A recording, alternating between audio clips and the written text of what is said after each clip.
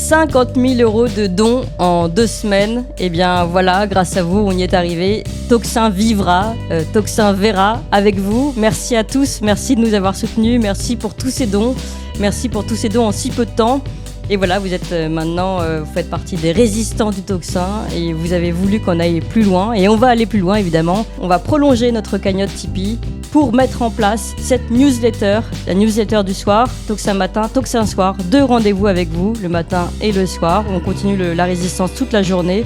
On va d'ailleurs mettre en place un groupe de résistance sur Telegram, si vous le voulez bien. Et puis évidemment, le magazine, La Trace écrite, puisqu'évidemment, la résistance se fait aussi par l'écrit, vous le savez bien. Voilà, si vous voulez bien continuer ces objectifs avec nous, on vous attend. Et encore merci évidemment à tous les soutiens de Tocsin, à tous ceux qui ont entendu l'appel du Tocsin et qui sont derrière nous maintenant pour cette belle aventure. Merci à vous.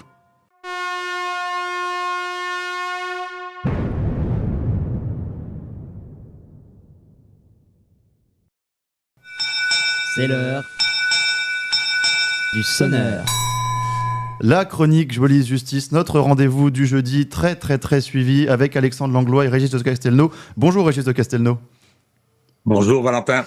Vous êtes donc avocat à la Cour, auteur du blog Vue du droit et puis auteur de ce livre Une justice politique aux éditions L'Artilleur. Je rappelle d'ailleurs que votre dernier blog sur le Vue du droit, c'est un entretien avec Romain Migus sur une nouvelle chaîne, un nouveau concept. C'est ça que vous faites, une nouvelle émission sur votre chaîne, Un monde qui change, c'est bien ça ? C'est ça, Un monde qui change. Alors, je dois monter, après notre émission, je vais finir le montage de l'émission qui concerne la Chine, où il y a beaucoup de choses à apprendre. On a un drôle de rapport avec la Chine. On ferait bien de s'y intéresser en détail. Vous faites bien de vous y intéresser aussi sans écouter les médias. C'est pas moi qui vais parler dans cette émission, un petit peu quand même, je peux pas m'empêcher. Donc, c'est un entrepreneur qui est là-bas depuis 25 ans et qui nous explique comment ce pays fonctionne et ce qui s'y passe. Donc, c'est impressionnant, quoi. C'est incroyable, c'est incroyable. À retrouver sur votre chaîne Vue du droit. Et puis, nous sommes aussi avec Alexandre Langlois. Bonjour Alexandre Langlois. Bonjour Valentin. Ancien policier, Alexandre Langlois, auteur de 2 livres, L'ennemi de l'intérieur, dérive et dysfonctionnement de la police nationale aux éditions Talma, et puis Essayer la démocratie au bal masqué de la Macronie aux éditions Talma également. La première actualité sur laquelle vous avez tous les deux tenu à réagir aujourd'hui, c'est bien sûr la condamnation en appel d'Alexandre Benalla, qui écope donc d'une peine identique à celle prononcée en première instance, à savoir 3 ans de prison dont 1 ferme, ainsi qu'une amende de 500 €, l'interdiction de porter une arme pendant 10 ans et d'exercer une fonction publique pendant 5 ans. On rappelle que cette condamnation concerne les violences qu'Alexandre Benalla a commises lors de la manifestation du 1er mai 2018, place de la Contrescarpe à Paris, alors qu'il n'était pas du tout policier et qu'il avait usurpé la fonction de l'uniforme. J'ajoute aussi que dans le même procès, il a été reconnu coupable d'avoir utilisé frauduleusement des passeports diplomatiques auxquels il n'avait plus le droit pour voyager en Afrique en 2018. Alors, pour revenir sur cette actualité, peut-être d'abord Alexandre Benalla, puisque je me souviens que vous aviez déjà beaucoup réagi à l'époque sur cette affaire. C'est une affaire très mystérieuse, notamment sur la question d'un coffre qui n'avait pas pu être ouvert. Donc déjà à l'époque, on avait vu que l'enquête n'avait pas du tout été menée dans des conditions saines, on va dire. Oui, effectivement, à l'époque, j'étais encore dans un syndicat de police et on avait déposé plainte, on s'était constitué partie civile et pour que l'enquête puisse avancer. Ce que j'avais eu notamment des sénateurs qui avaient aussi une enquête sénatoriale qui se passait au même moment, qui ont dit allez-y les gars, parce que on pense que nous on pourra aller au maximum de ce que nous autorise la loi, mais ça n'aboutira pas à grand chose derrière. Et malheureusement pour les sénateurs, effectivement, ils ont pu faire plein de découvertes, plein d'auditions, mais d'un point de vue pratique et concret derrière, il n'y a pas eu de suite à leur rapport. Donc, qu'est-ce qui s'est passé? Effectivement, il y a eu beaucoup de choses qui ont été mises dans l'ombre dans ces dossiers, et notamment un coffre, effectivement, qui a disparu au cours d'une nuit. Puis d'ailleurs, dans toute l'enquête, ça a été un peu n'importe quoi, j'allais dire. Alexandre Benalla refuse de donner les clés de son domicile. La perquisition pour ce fameux coffre avait été ordonné à 20h le soir, sachant qu'à 21h, on ne peut plus faire de perquisition. Il y a plus les personnels qui sont capables de faire sauter une porte. La police a les moyens de faire sauter une porte, mais la BAC 92 n'était pas disponible avec son bélier pour faire sauter la porte. Les serruriers, c'est une serrure spéciale, ils ont dit on revient le lendemain matin. Et le lendemain matin, il y a eu un intervenant supplémentaire, c'est ça qui est intéressant, mais qui a peu été relevé dans les médias. C'était un membre de l'IGPN qui est là. Un membre de l'IGPN, donc la police des polices, alors qu'Alexandre Benalla n'est pas policier. Que faisait-il là? On n'a toujours pas l'explication. Et l'autre chose suivante aussi dans cette affaire, c'est que quelques jours plus tard, parce que même Alexandre Benalla avait été pris en disant qu'il avait des armes sur lui, notamment qu'une photo à Poitiers, il vient voir le juge et il dit voilà, j'avais ça dans mon coffre, j'avais des armes. Ce qui veut dire, imaginons que n'importe quel délinquant ou criminel arrive, ils disent, bah voilà, c'est moi qui vais vous amener ce que j'ai envie de vous amener. Je vous dis, moi, chez moi, vous avez fait une perquisition, bah c'est ça que vous auriez dû trouver. Et la justice a dit d'accord. Et à l'époque, il y avait aussi quelque chose d'intéressant sur cette justice, parce que tout a été dans cette procédure un petit peu fait, je veux dire n'importe comment, en tous les cas, en dépit de ce qui pourrait être juste, en tous les cas, c'est qu'il y avait un procureur de la République dans cette affaire, Monsieur Molins, qui était en attente d'une promotion également, qui devait arriver quelques mois plus tard.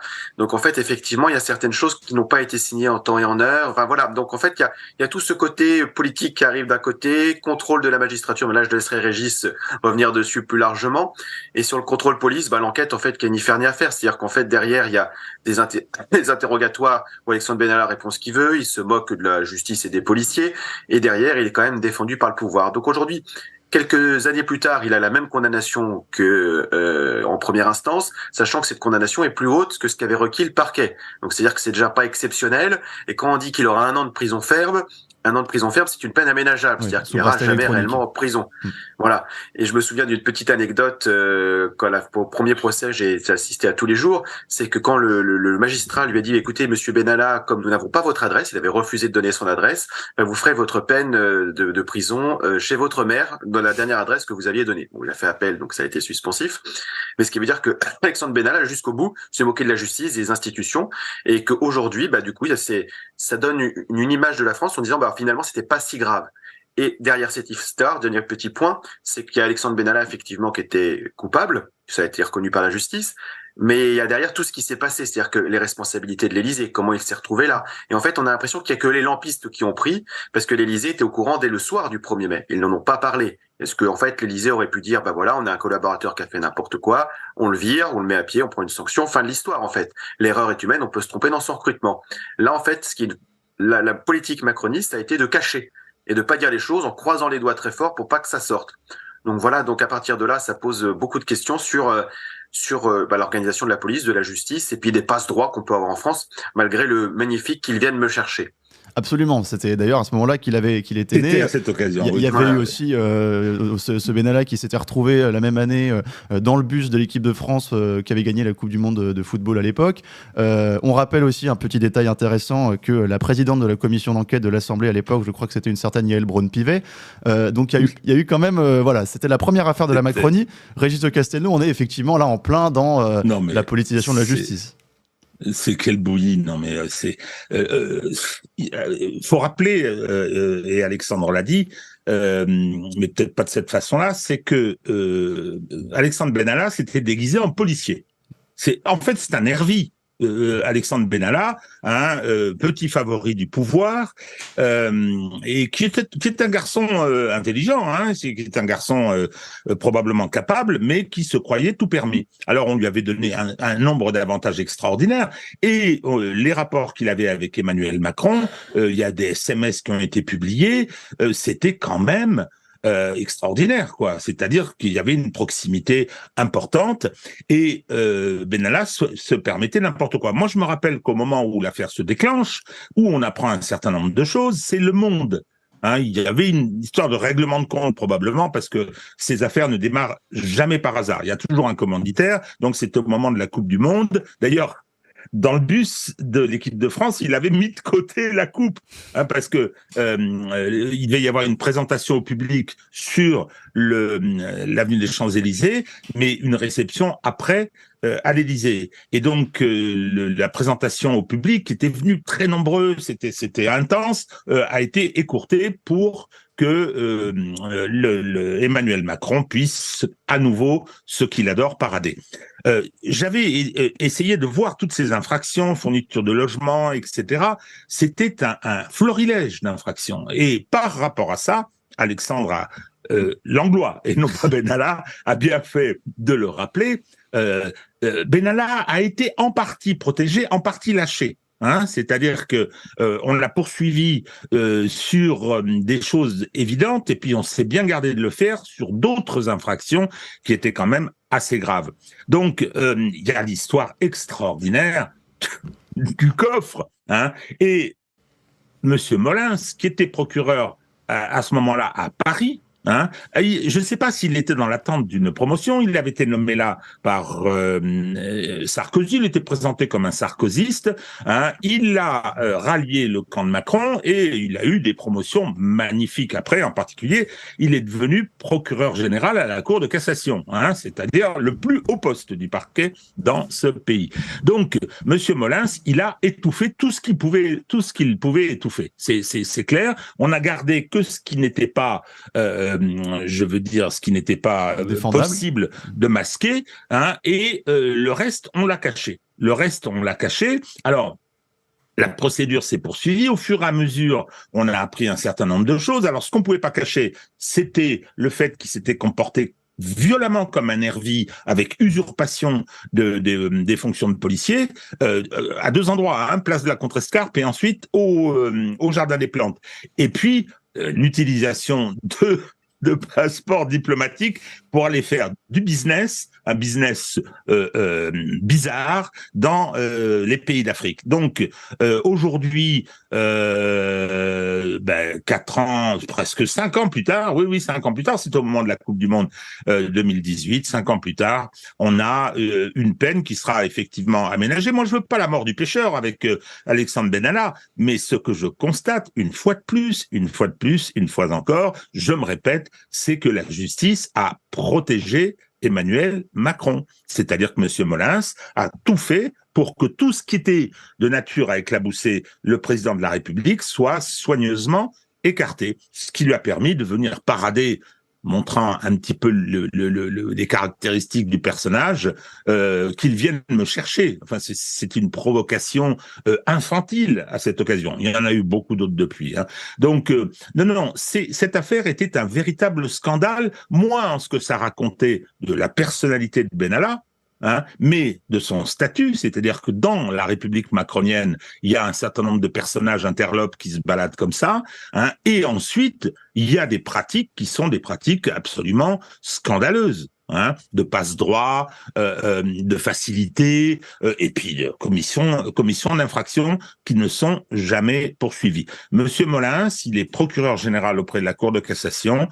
Il a une tâche indélébile sur sa carrière, c'est cette histoire du coffre. D'ailleurs, il suffit de voir sur les réseaux. Hein, dès qu'il y a quelque chose, tout le monde revient là-dessus, pas seulement à l'occasion des commentaires sur l'affaire Benalla. Non, scandale d'État en 2018, en 2023, la montagne accouche d'une souris et Emmanuel Macron bénéficie toujours de la protection.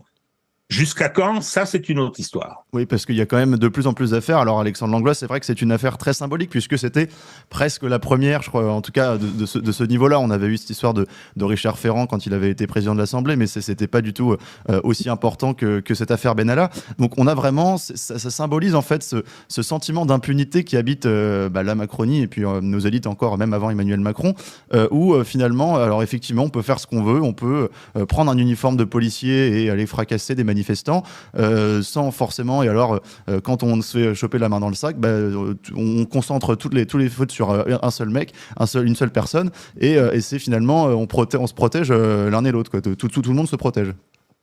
C'est exactement ça, ce que la plainte qu'on avait déposée à l'époque était contre X, en fait. En disant, il y a Alexandre Benalla qui doit être sanctionné pour ce qu'il a fait, mais qu'on ne prenne pas Alexandre Benalla pour le responsable de tout ce qui s'est fait. Parce que ce qu'on a constaté, c'est que qui lui a autorisé tout ça, qui lui a donné les moyens, qui ne lui a pas mis de limite, il y avait quand même beaucoup de choses. Et derrière, c'est ce qu'on avait pu constater pendant le procès, c'est que même son supérieur hiérarchique, je ne sais plus comment il s'appelait, monsieur Xavier Loz de mémoire, en tout cas Loz, je sais plus, on vérifiera, mais son supérieur hiérarchique n'était pas au courant quand Emmanuel Macron faisait des déplacements privés de ce qui s'y passait. Emmanuel Macron avait dit, tu ne lui dis rien. Tu n'as pas le droit de transmettre les informations de ce qui s'y passe. Voilà, les passeports diplomatiques, il y en a un qui a été fait dans le dos de son supérieur hiérarchique, avec a priori une signature qui avait été volée, en tous les cas, qui n'avait pas été conforme en tous les cas, et pas donnée par son supérieur hiérarchique. Et tout ça a été couvert par Emmanuel Macron. Même chose aussi, c'était que en fait, Emmanuel Macron était en train de se préparer un service de sécurité privé à l'Élysée. C'est-à-dire que, en fait, il y avait les policiers et les gendarmes qui n'ont jamais failli à leur mission sous la Ve République, avec quand même certains présidents qui ont été réellement menacés par des étrangers, par des instances étrangères, etc., des risques d'attentats. Je pense notamment à monsieur De Gaulle, Jacques Chirac, qui a eu aussi des attentats évités. Mais lui, il se protège juste de la population, en fait. Et en fait, ce qui fait penser, c'est que, en fait, comme disait Aristote, il y a les chefs. Lui, c'était le monarque, mais donc on peut même peut-être mettre Emmanuel Macron dans la catégorie monarque, mais en tous les cas, ceux qui ont une garde de citoyens et ceux qui ont une garde contre les citoyens, ce qui n'est pas du tout la même philosophie. Et c'est pour ça aussi qu'un service privé, la loyauté est celui qui paye. La loyauté d'un service public, c'est au service de la population et de l'intérêt général dans le monde. Donc il y a aussi ce côté, je voulais un service privé de sécurité qui pouvait faire n'importe quoi, aller faire une avis sur la manifestation. Et derrière, sur ça, sur le travail des policiers, les policiers, en fait, quand ils travaillaient en civil, ils étaient, prouvez-moi réellement que vous n'êtes pas des Benalla et des nervis du pouvoir. Les gens, c'était devenu un leitmotiv. Oui, parce que finalement, ça détruit la confiance même avec entre la population et les policiers. Exactement. C'est pas une personne qui veut s'amuser comme ça. Et en fait, il y a des conséquences réelles derrière, quoi. Il y a des conséquences réelles, et en plus il y avait la conséquence sur le travail des policiers au quotidien en disant maintenant prouvez-nous, etc. Est-ce que votre carte est vraie, est-ce que votre brassard est vrai, est-ce que il avait tous les insignes extérieurs de représentants de force de l'ordre. Et la deuxième chose également qu'il y avait, c'est qu'il s'est défendu en disant c'est parce que je suis venu en renfort des forces de l'ordre. C'est-à-dire qu'en fait il était là en disant il y avait des compagnies de CRS qui étaient présentes, c'était lui qui allait leur apprendre leur travail. C'est-à-dire en plus une décrédibilisation du professionnalisme des policiers spécialistes du maintien de l'ordre. Et je crois même qu'il avait expliqué que c'était en tant que citoyen. Il avait dit agir en tant que citoyen au procès. C'est ce que j'ai lu dans les articles. Et exactement, c'est pour ça qu'il a dit j'ai agi comme tout citoyen. Non, comme tout citoyen, quand il y a les policiers sur place, on n'intervient pas justement. On laisse les policiers faire leur travail.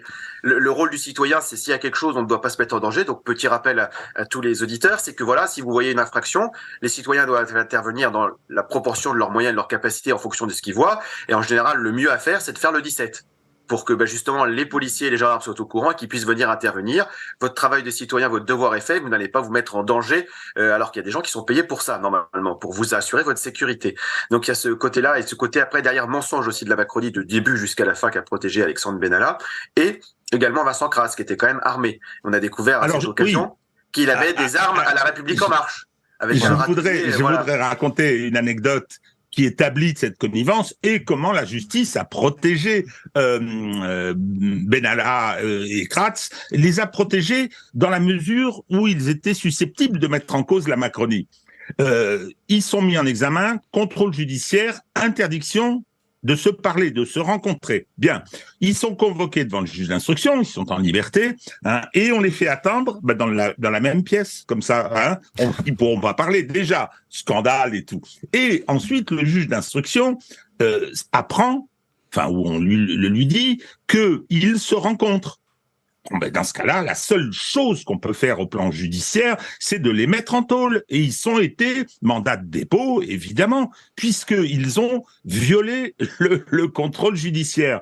8 jours après, en grand équipage et à toute allure, la chambre d'instruction a remis nos deux oiseaux en liberté. Donc c'était stupéfaction générale. Vous savez, il y a un truc qu'on appelle les couloirs du palais dans les palais de justice, c'est-à-dire que là, on se raconte les histoires. Il y a ce qui est public puis ce qui l'est moins, ce qui est normal d'ailleurs. Eh bien, ça a fait rire, mais toute la profession judiciaire que cette histoire, quoi. Et surtout, le zèle mis par la chambre d'instruction pour remettre en liberté. Et pourquoi ? Moi, ça, c'est mon opinion, c'est mon analyse. Pourquoi est-ce qu'il a été remis en liberté ? Il a fait 8 jours de prison. On l'a remis en liberté parce qu'on avait peur de ce qu'il pouvait raconter. C'est-à-dire que s'il est protégé, c'est qu'il a des moyens de chantage sur ce qu'il y avait dans son coffre, je suppose. En tout cas, c'est ce que beaucoup disent. Ça paraît en tout cas, on a un sentiment d'impunité et au-delà du sentiment d'impunité, on a des gens qui même montrent et paradent le fait qu'ils sont complètement, qu'ils ne seront jamais poursuivis finalement. Je vais vous donner un dernier mot quand même, Régis de Castelnau, sur cette affaire, mais je tiens d'abord à remercier tout le monde puisque on est plus de 1000 personnes sur ce live déjà. Alors continuez à liker, à partager cette vidéo puisque voilà, on est déjà très très nombreux et on voit que cette affaire Benalla intéresse beaucoup de monde finalement. Régis de Castelnau, simplement pour conclure et puis ensuite on passera au second sujet. Cette peine de 1 an d'emprisonnement qu'il ne fera pas, est-ce que sur le plan strictement de la loi, c'est proportionné par rapport à l'usurpation de la fonction de policier et puis en plus ses passeports diplomatiques ? Je dirais que les deux infractions sont quand même très importantes. Il y a tout l'aspect nervi, que je veux dire, si vous faites un petit peu ce qu'on appelle d'autodéfense, là, les magistrats français, ils vous massacrent. Hein, ils supportent pas, ils ont qu'une peur d'ailleurs, c'est que ça dérape. Donc la moindre réaction, il y a eu sur les réseaux une vidéo d'un magistrat jugeant un agent de sécurité qui avait utilisé un aérosol de gaz, mais fallait voir, et il s'est fait lourdement sanctionner. Il avait mis fin à une bagarre comme ça, et le comportement du magistrat montrait bien que il y a cette volonté de réprimer l'autodéfense. En revanche, quand Monsieur Benalla emprunte le statut de policier, parce que c'est ce qu'il a fait, je dis emprunte, non, c'est lorsqu'il usure, oui. Eh bien, on considère que c'est relativement grave. La deuxième est très grave aussi. Enfin, voyons, les passeports diplomatiques, vous imaginez à quoi ça sert? C'est-à-dire que vous n'avez pas les contrôles de la police de l'air et des frontières normaux, habituels. Hein, pour quelqu'un qui transporte des armes, c'est utile. Quand même. Ben oui, donc pourquoi pas l'autorisation de la valise diplomatique tant qu'on y était. Donc on a retenu que ces deux-là, parce que d'abord on pouvait pas s'en débarrasser. La peine qui lui est infligée, moi je veux aucun mal à Alexandre Benalla. Je pense qu'il faisait partie d'un système, et je veux pas qu'on s'acharne sur le fusible, mais oui, la peine, elle est très relative. Alors bon, c'est pas, il ira pas en prison. La prison, c'est dur, hein, même pour quelques jours, c'est difficile.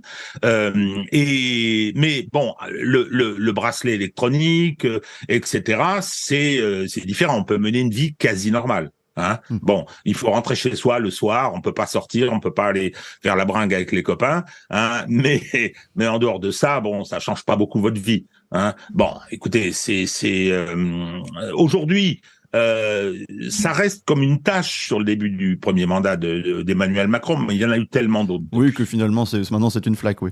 On est d'accord. Alors, on va passer à l'autre actualité que vous vouliez aborder ce matin tous les deux, c'est l'annonce par Emmanuel Macron du déploiement de 238 brigades de gendarmerie sur les territoires ruraux et périurbains. C'est une annonce qu'il a faite lundi dans le Lot-et-Garonne. Une bonne partie, un peu moins de la moitié de ces brigades de gendarmerie seront mobiles. Le gouvernement a avancé l'idée d'une sécurité près des citoyens, hein, ce qui n'est pas une mauvaise idée. Et ce sont en tout cas un peu plus de 2000 gendarmes qui seront recrutés sur l'ensemble du territoire. Alors là, je vais laisser d'abord la parole à Alexandre Langlois.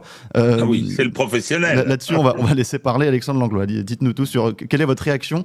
On peut se dire d'ailleurs en première instance que finalement, déployer des brigades de gendarmerie dans la ruralité, c'est une bonne chose finalement. Dans les espaces ruraux, sont augmentés de 26,74%, donc d'un quart. Et puis on connaît tous les problèmes de vol et de violence intrafamiliale dans ces milieux.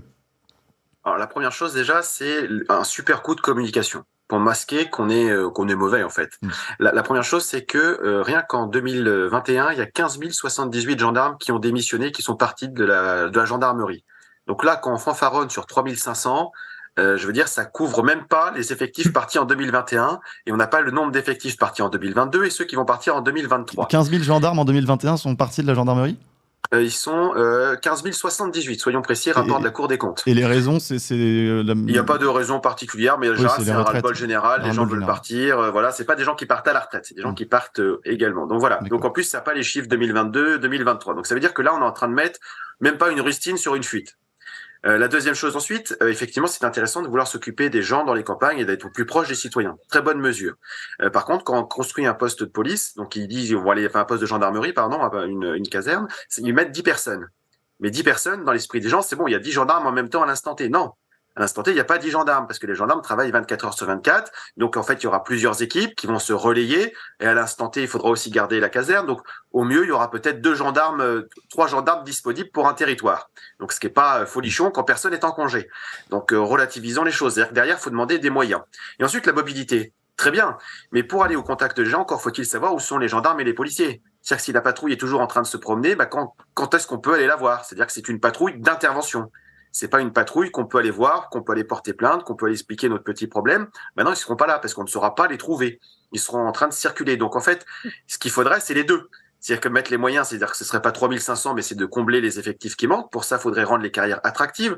Je rappelle que dans la police, ils sont rendus à 5 de moyenne pour recruter, tellement plus personne ne veut être policier par rapport au niveau de salaire qui est proposé.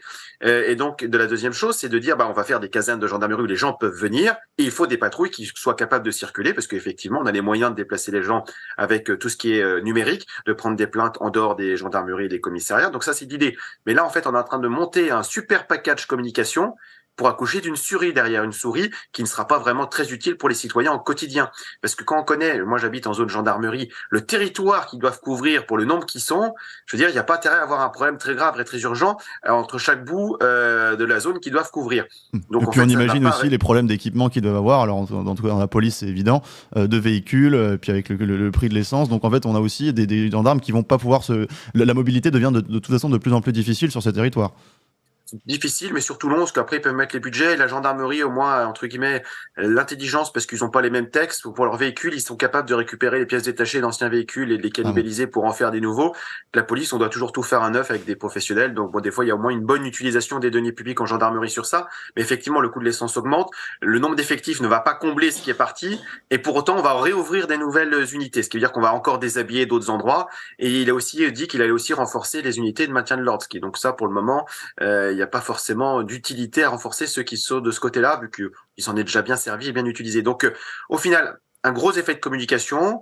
On va déshabiller Père pour habiller Paul. Bon, très bien. Et on ne va pas résoudre le problème des effectifs qui sont en train de partir, mais c'est une brèche énorme dans le bateau. Donc, en fait, on fait des effets d'annonce pour masquer tout le reste, à mon sens. Et au derrière, les citoyens comme nous n'auront pas vraiment une réelle différence dans leur quotidien. Et alors, pourtant, comme vous l'avez rappelé, ce serait nécessaire.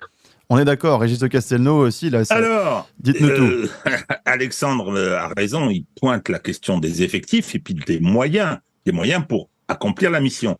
Alors, en amont, si on crée 200 et quelques gendarmeries, faut les construire.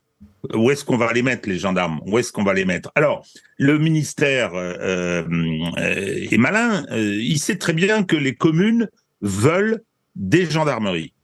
J'ai, dans ma vie professionnelle, fait des montages. Alors, on appelait ça pas partenariat public-privé, ça portait un autre nom. Hein, et donc, c'est un système où, effectivement, les communes s'endettent, d'une certaine façon, hein, et prennent en charge la construction des gendarmeries. Pour construire une gendarmerie, il faut du temps. D'abord, ce sont des bâtiments spécialisés quand même, hein, et ensuite, d'abord, il faut trouver les endroits, il faut trouver les terrains, et il faut mettre en œuvre les procédures. C'est des procédures et naturellement de commande publique, donc tout ça prend un certain temps. Donc, à mon avis, les 200 gendarmeries, elles sont pas faites. Elles ne sont pas faites. Oui, c'est comme les EPR du nucléaire, finalement. On les annonce, on est très content quand on les annonce, et puis on se rend pas compte qu'il va y avoir 20 ans avant de les avoir.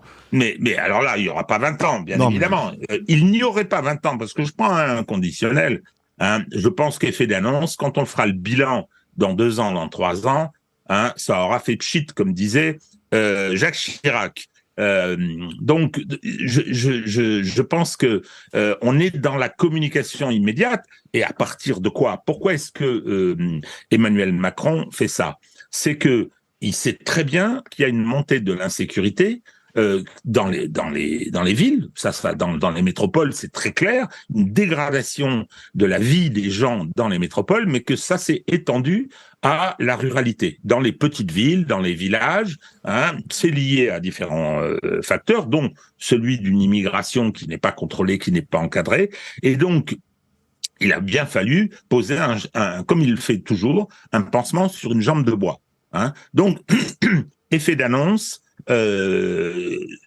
Politiquement, ça ne servira à rien, parce que ce que dit Alexandre concernant à la fois les effectifs, moi j'apprends, hein, les 15 000 départs, mais c'est colossal. C'est colossal. Alors, je ne sais pas quel est le turnover, s'il y en aura 15 000 qui vont vouloir. Pour donner un ordre d'idée, ça fait 10% des effectifs police-gendarmerie qui sont partis en 2021, selon le rapport de la Cour des comptes. Voilà.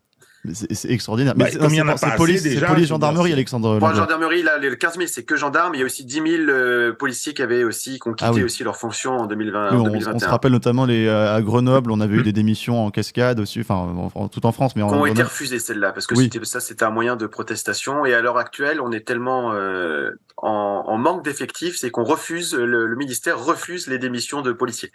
Avec des fois des histoires abracadabrantesques. C'est juste, par exemple, qu'une personne qui était malade, qui a fait une formation pendant sa maladie en respectant ses horaires de sortie, elle a été dénoncée en disant, vous avez vu, elle a fait une formation en ligne, elle n'a pas le droit, alors qu'elle avait parfaitement le droit, elle a respecté ses horaires, elle n'a pas été payée pendant cette formation. Du coup, elle dit, moi, en fait, je vais faire ce nouveau métier. Donc, elle met 3 mois à trouver à qui envoyer sa démission, qui est refusée. Par contre, elle passe en conseil de discipline pour manque de loyauté et avoir exercé un second travail. En conseil de discipline, son délégué syndical dit, écoutez, révoquez-la. Elle demande la révocation parce que c'est très grave ce qu'elle a fait. Elle préfère être révoquée. Et le conseil de discipline a dit, déjà, les syndicats qui siégeaient ont tous rigolé. Le président au début n'a pas compris la blague. Et après, il a fait, ah oui, mais je peux pas la sanctionner trop fortement parce que, donc 11 mois de suspension. Quelqu'un qui veut partir, qu'on arrive à lui mettre une procédure disciplinaire, on la retient quand même contre son gré. Donc voilà où on en est aujourd'hui. C'est-à-dire que même les effectifs qui sont sur le tableau statistique ne représentent pas la réalité des effectifs sur le terrain.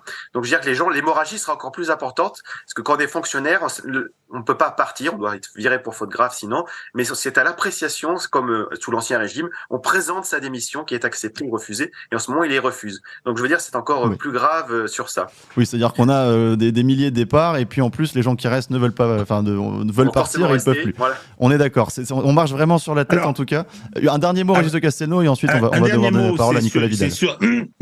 C'est sur ce qui se passe, parce que j'ai dit pansement sur une jambe de bois, mais c'est que dans les campagnes, c'est insupportable la dégradation est très très mal, c'est normal, perçu par les gens, et donc ils commencent à s'organiser. Et là, la justice intervient tout de suite. Elle n'a qu'une peur, c'est que l'autodéfense augmente et déborde. Il y a une histoire d'un agriculteur qu'on venait piller, c'est-à-dire qu'il y avait des véhicules qui venaient lui voler du bétail, du matériel. Il est intervenu avec son tracteur, il a détruit une des voitures, la puissance du tracteur, il a été condamné. Il a été condamné parce que il avait empêché la commission d'une infraction. Il s'est trouvé des magistrats, tout frais et moulu de l'École nationale de la magistrature, abonné à Libération et à Télérama, pour venir dire que c'était scandaleux, et qu'on ne pouvait pas accepter que les gens se défendent. Il y a également ce problème-là. Il y a une forme de tenaille quelque part. Alors moi, je suis là pour parler justement de ces dérives judiciaires. Elles sont préoccupantes. On est d'accord. Il y a des dérives un peu partout dans ce pays. Je ne sais plus trop par où ça prend l'eau, mais on sait que ça coule. On va en rester là aujourd'hui.